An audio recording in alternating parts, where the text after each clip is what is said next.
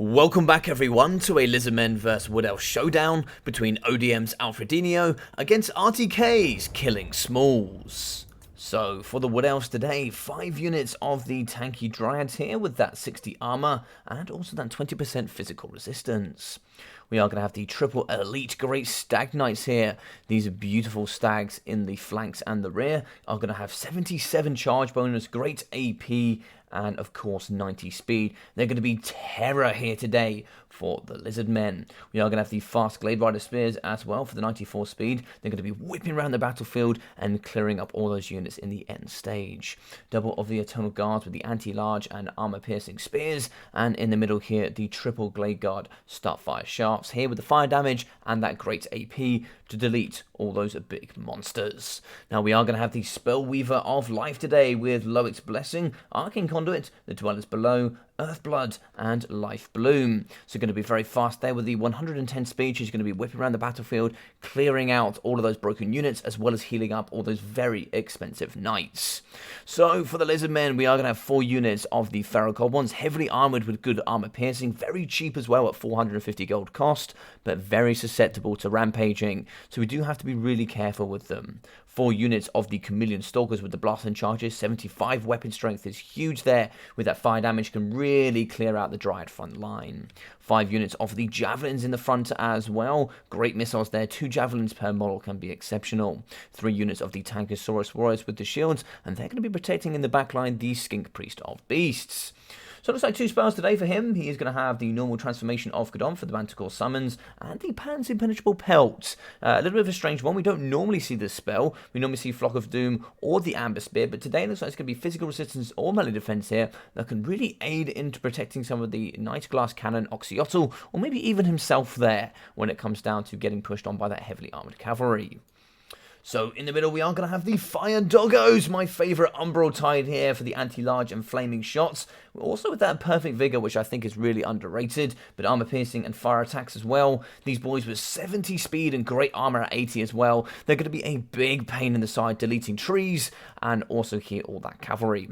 A single unit of the Skink Cohort out there on the left, and of course the Lord Choice, the master, the god of all the chameleon skinks. We are going to be having Oxyotl, the man with the golden blowpipe, and Master Predator as the toolkit today. And if anybody has seen any of my videos, 7,000 damage value is what this man can certainly reach and higher. So a nice army here from both sides. It should be very interesting. 2 top tier players from 2 great clans. Should be interesting to see how this gameplay goes. Nice early rotation coming out of the Lizardmen, and a bit of rotation here coming in for the Great Stag Knights, trying to come out to the flank. Haven't quite seen the Chameleon Stalkers yet. Of course, here we will be seeing the Feral Goblins, so we'll kind of give out the position for maybe a few stalked units. Now, we are going to be charging forward here. Great Stag Knights have certainly smelt something over on this left-hand side. If they do fire up against the Feral Goblins, that will be a free victory there for the Great Stag Knights. They'll butcher those pretty quickly. Now, they have spotted the Chameleon Stalkers. They are going to move forward. Now, they have been spotted. Maybe some blasting charges down the front line. Yes, great damage there coming in up against the Great Stag Knights.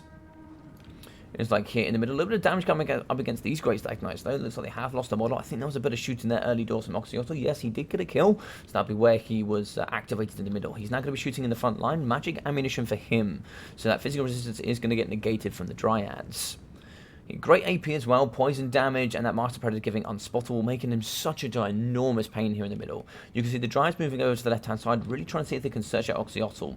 Really protecting him, moving over to the left-hand side here is going to be Alfredino, just trying to make sure he can't get caught. Now, we can come over with the Spellweaver, but normally infantry or some units of dogs that can get in and kill Oxyotl is better. He really struggles up against cavalry as they normally push him over.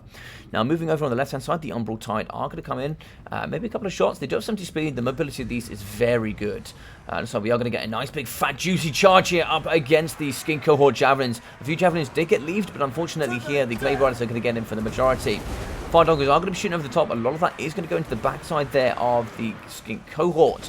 Charging in the front here as well. Lots of damage up against the Great Stags, and they've caught the Fire Doggos. No, this is bad stuff here. Unfortunately, these Doggos are not going to be able to protect themselves. Blasting charges in the front line here up against the Great Stags. We can see a bit of healing as well here. An overcasted Earthblood going down on the Glade Riders. Rampaging is going to be the Feral Cold ones, both now rampaging. Unfortunately, these Skink Cohort Javelins are having an absolute nightmare.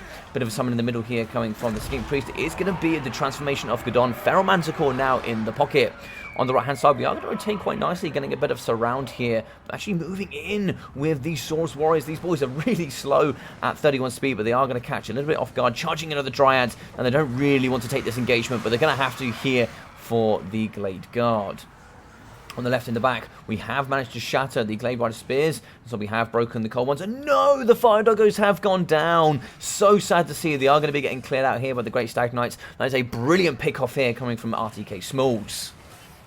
In the middle though, so the Manticore is coming over. He is going to be charging down, catching actually onto the Grey Stag Knights. He might be able to kill a few models, which actually prevent a lot of regen coming in from them. The Earthblood can only affect those that, of course, are around. Now, they are going to be killing down to 20 models, so that can only be 20 models of healing. Once the models have gone, they can't be resurrected. So in the middle, we are still going to have the double Stag Knights coming over onto the left-hand side. We're now going to be charging here, taking down the Skink Cohorts alongside this Spellweaver. She's taken a lot of damage, though. You do have to be careful with her. She's absolute glass cannon. Only 30 armor for her. Here in the middle, the Source Warriors have been beaten apart pretty hard as well. They're fighting up against Dryads, not their best matchup. But we can see here the Feral Manticores are in, doing some nice work. A lot of these Stag Knights are going to get killed, but they've certainly lost quite a few models indeed. In the middle here, it looks like we are going to be having the Skink Cohort Javelins moving on top of the Glade Guard Starfire Shafts. Great work there from Alfredino. We are actually going to get a Dwellers below in the pocket, actually getting on top of the Skink Priest. It's going to do quite a bit of damage there, but also it's going to do some damage up against his own units. Nowhere near as much as his, but that there will be quite devastating for the Skink Cohorts. On the right, so we have Source Warriors fighting up against, yet again, some more Dryads. We are having some of those Javelins flying in over the top up against the relatively naked Dryads. Blasting charges from the Chameleon Stalkers will rip apart with that fire damage and mass weapon strength. As well here, looks like the Skink Cohorts in combat. Looks like they have been caught by the Great Stag Knights. They are going to go down pretty quickly here. These bad boys know how to rip apart sheep units. Stalkers back to the front line and a second Manticore summon coming through. Looks like here in the middle, Dryads still fighting. This line is going to be holding pretty nicely. We are trying to protect some of the range of the back line. We have lost one unit. Now, if we get an overview of the battle here, we can see pretty weak. It's going to be the Spellweaver down to 1.5k. Oxyota going strong at 32 kills already. This bad boy certainly knows how to rack up that value. Looks like he is going to come into the middle pocket where we do actually have the Feral Manticore, so we do have to be careful with the Spellweaver. So we are going to get a heal here in the middle. As a heal is going to be 336, just a regular, not overcasted here. Big shots up against in the middle with the Dryads. I'd like to see Oxyotl shooting here into the Spellweaver life. Returning is going to be a couple of units of the Source Warriors, as well as some Skink Cohort Javelins. We are going to be wrecking quite a lot of the cheap infantry here coming in from the Lizardmen. Now, there's not too much left. We can see that Oxyotl is still going to be shooting here in the back. Pretty weak, actually. The Manticore is coming after the Spellweaver. Lots of damage going down here. The Spellweaver is getting hit, and she's taking some flinch as well. She is going to get terrified. 711 health as she gets away. This could be devastating here for RTK Smalls. Losing the Lord with healing at this stage in the game could be devastating. Balance of power is going to be in the favor of the Lizardmen, but not too great here. Spellweaver getting away. I don't know if she can be able to get away here from the charge and the Manticore. 85 speed up against 110. Looks like it is going to get a gap, and it is going to get away. In the middle here, we are going to have Oxyotl alongside the Skink Priest fighting up against the Great Stag Knights. This is not good. Oxyotl is going to be kiting and running. He's going to be trying his best, but you can see he just gets absolutely yeeted here by some of the Great Stag Knights. They are going to move in, doing some pretty decent damage, but of course here he's actually going to be in the thick of the Dryads and his own Skink Cohort Javelins. He's going to find it pretty hard to do some good damage here with these big models. They're actually going to be going down to 8 there. With they are going to get an increase to leadership, but not too great. Oxyotl is going to be using Panzer Impenetrable Penalty because that melee defense and physical resistance. But I don't know if we're going to be able to get away here. Those Stags do have 90 speed and certainly a huge persistence. Source Warriors in the middle, they do have cold-blooded as they fight up against the Dryads. Triple of those up against the boys with only 17 models left. Javelins are coming through, healing as well here for the Stags, and now we move in with the Spellweaver. 336 healing whilst we fight up against Oxyotl. This bad boy is going to be going down, wavering on leadership here. We can see the Skink Priest as well, not particularly happy here. Spellweaver down to 850 health. We now move in here with the Skink Cohorts. We can now pull out Oxyotl through our own units, as the resistance will be much less.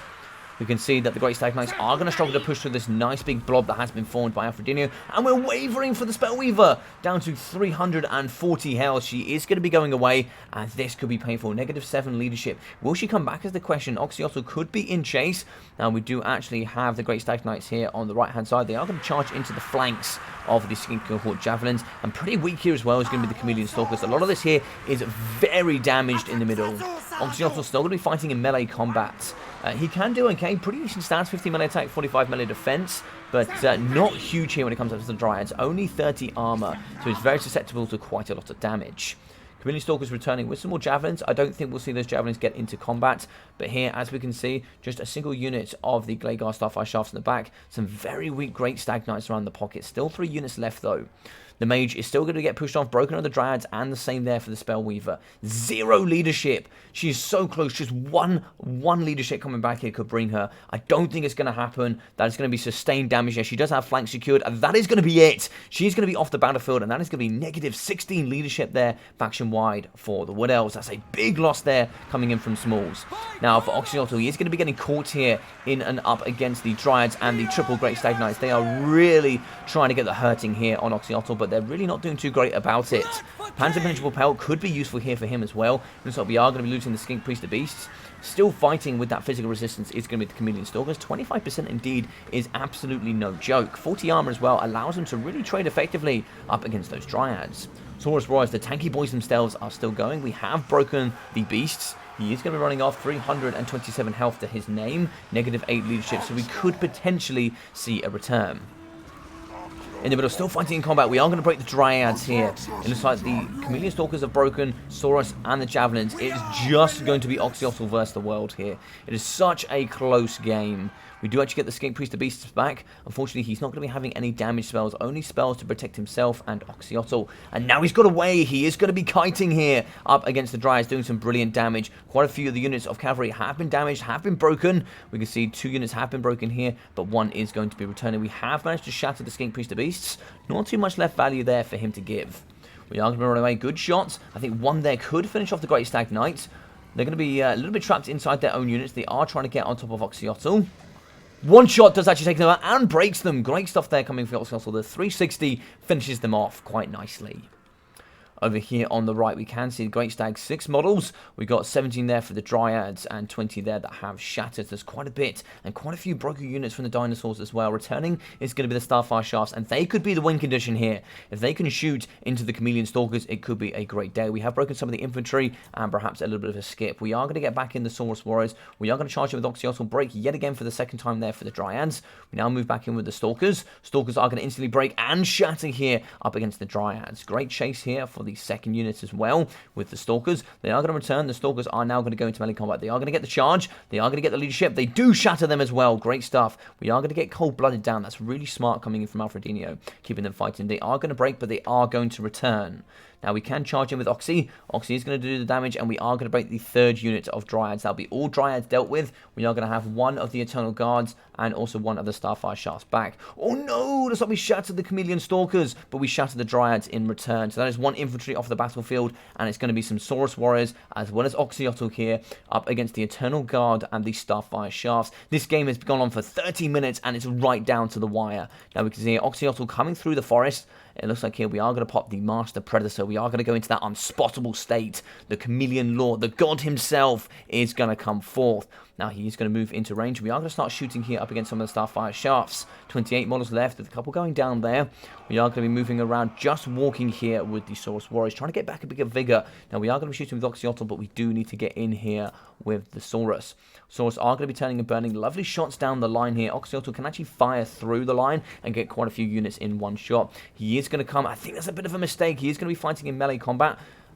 I don't know, because he has been spotted here. He can run away and get away with it, but Starfire Shaft's now going to be pouring into the Saurus. Saurus are going to try and dodge. Great dodges there coming in for the Saurus. This is some lovely stuff. It really comes down to this. As we can see, wavering are going to be the Starfire Shafts, 25 models, 5 leadership is all, now down to 2, wavering left and right here. Moving in are the Eternal Guards up against Oxyotl. They do have good AP, 37 melee defense as well is no joke. Now we need to chase the Starfire Shafts. The win here for Smalls is that if we can get away with the Starfire Shafts, we can fire in and finish off these Source Warriors. Source Warriors charge, 18 models left. We can see up against the Eternal Guards of 36. These boys are tanky. Cold-blooded going down as well. So useful here for that plus 16 leadership. We can see that Oxyotl fighting in melee combat with the Starfires. I think here this should be a victory for him. He's going to pretty handily beat these in combat. But losing here are going to be the Source Warriors, and we cannot lose with those. He's going to be fighting, shooting as well as he fights here into both units. Oxyotl going to be a 2-for-1 deal here. He actually leaves behind the Starfire Shafts and now moves over to help fight up against the Eternal Guard, actually giving extra leadership here to the Saurus, as he's going to be nice and close by. They are going to be wavering. 29 leadership is much higher than I thought they were, and it looks like here the Starfire Shafts are going to be breaking balance of power, and it goes to army losses with a win here for the Lizardmen and Alfredino. God damn, what an awesome battle here between both of these legends, coming from top tier clans as well. So 900 there for the Spellweaver of Life, and a really great game from Smalls. We got 333, 613 from the Eternal Guards. We've got 633 as well, with 356, 320, 670, and 900 from the Dryads. So some good work there. It looks like we have 100 from the Glade Guard, with 450 as well from the Starfire Shafts, with 220. So not quite performing how I would expect them to, with all the cheap infantry we have here, but they still got some kills, but some great pressure there coming out of Alfredino.